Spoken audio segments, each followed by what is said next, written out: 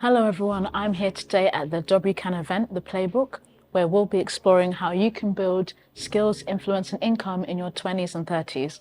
I'm really excited today to share my contributions towards this conversation as I feel like I've mastered it pretty well as a young lady in her late 20s, having successfully pivoted from chemistry to a senior cybersecurity associate role, winning multiple awards, being able to fly across the world and engaging in international speaking engagements and being recognized as a thought leader within the cybersecurity space. So I'm really excited to give back to the wonderful ladies within this room to help empower them to see how they can build skills, income and influence in their 20s and 30s.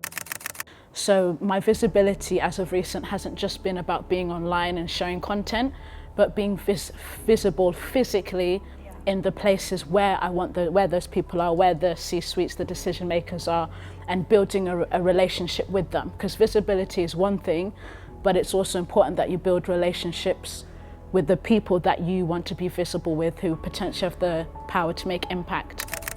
And one thing I say as someone who's been consistent online is identifying what are the triggers of you being overwhelmed online. Is it imposter syndrome? Are you comparing yourself to others? Are you doubting yourself? Is it your digital fatigue? Have you spent so much time online that you're exhausted and that you can't think well? Or is it you running out of ideas? I think if you start feeling burnout while being visible, identify what are the triggers, in this case if it's digital fatigue, and finding out the source of that and working backwards. So for me, as of recent, I've realized that I'm feeling a bit burnt out being online. Probably digital fatigue. I'm spending hours on my phone. Taking a mental health break or a digital break can help recuperate the energy I need to keep on track to be visible. Another thing that one of my mentors told me is that don't ask or don't build relationships with someone when you need them. Build it before that. So don't build relationships with someone thinking I might get something out of them. Build it as though it were a friendship, because oftentimes you can be disappointed if you don't get something out of it, rather than, oh, let me get this person and what can I get out of them, because I don't know, it's not sustainable. I don't think it can be useful where appropriate, but I think go into networking with the intention of relationship building and finding a common ground and common connection, knowing that it might not come into fruition, the thing that you want, until years later, and that's okay. Sometimes it's not the person that you want who will make the change for you. It's the people who are behind the scenes, right. Who are behind the scenes and don't really have like a title or association with them. A lot of the opportunities that I've got are from people behind the scenes who you don't really know about or who aren't necessarily visible, who have spoken about me to the person that I want to interact with. So that networking across, and even the people who aren't in demand or aren't as popular, they're usually the ones who will speak to the person that it is that you want to communicate or network with. Like, oh yeah, I can introduce you to the CMO. Oh, because they will vouch for you when the time comes. I studied chemistry, and my intention was to get into tech. So I upskilled in the area of technology, and during that journey I was applying for graduate jobs within tech, and there was one company, IBM. I got to the end of the interview, it went really well, and I was like, yes, I've made it, this is great. I get a call to say, unfortunately, you haven't been successful. And I remember that broke my heart, because I was trying to prove to my family, to be like, look, I can make it, I can do it, I'm getting all these interviews, I've got IBM, and the interview went really well.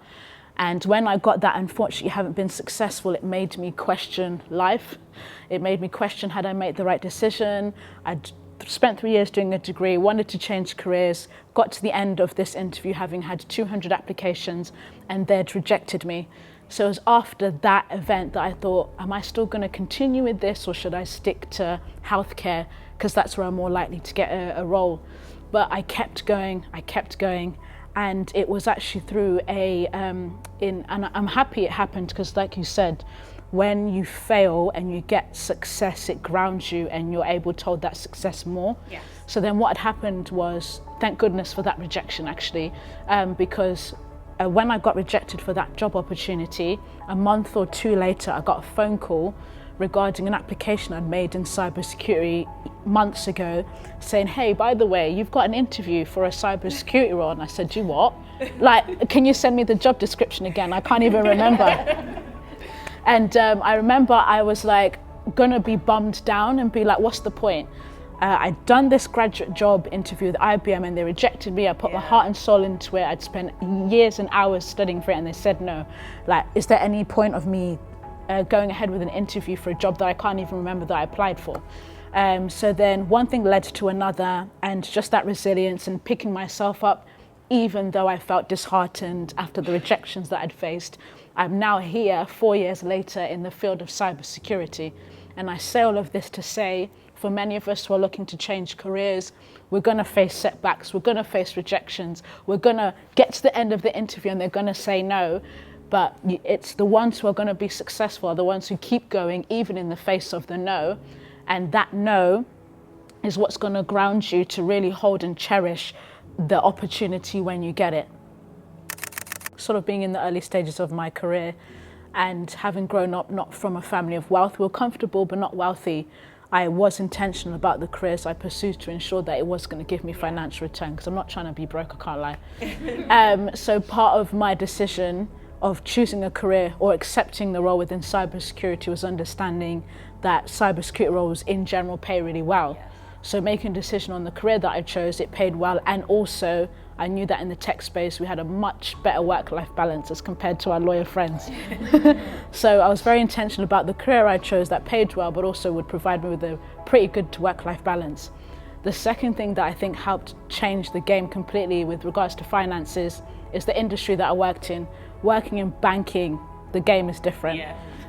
Sign-on bonus, percent on top every month, plus the yearly bonus and a bunch of other stuff. And then where I think my career really changed in terms of finances, pivoting from banking to a US investment bank, because that doubled my pay, tripled my salary, and all the other amenities that come with it. So when it comes to your careers, understand what roles in general pay well, what industries pay well, and what other service providings they can give you. Because in banking, you have private healthcare, private dental care, good pension.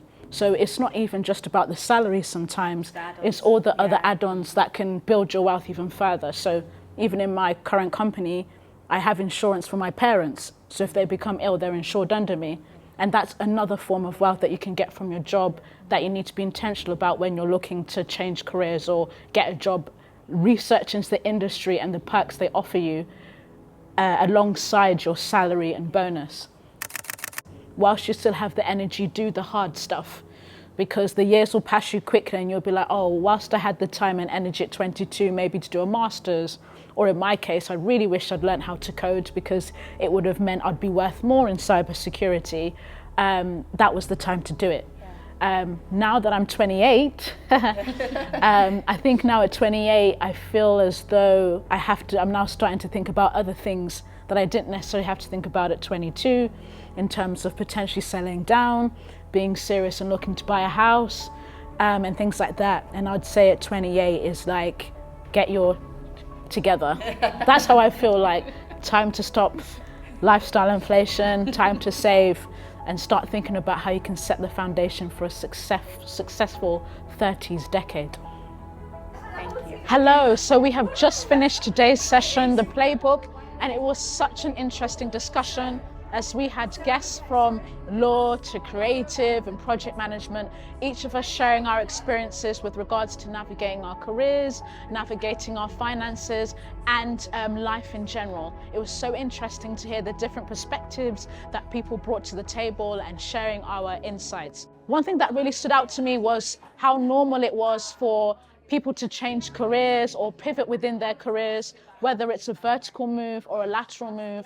And this is applicable to people in all stages of their career, whether they're entering into the career space or they're an experienced working professional looking to make some sort of change. And the opportunity that brings for those people who are even in traditional careers whereby, they might be climbing up the ladder and they decide, you know what, I want to make a pivot stepping away from the ladder and doing something a bit different to grow my skill set and further advance in my career. So it's been a really interesting discussion, and I look forward to hearing what the participants took away from this, and hopefully it's been engaging and informative for them as well.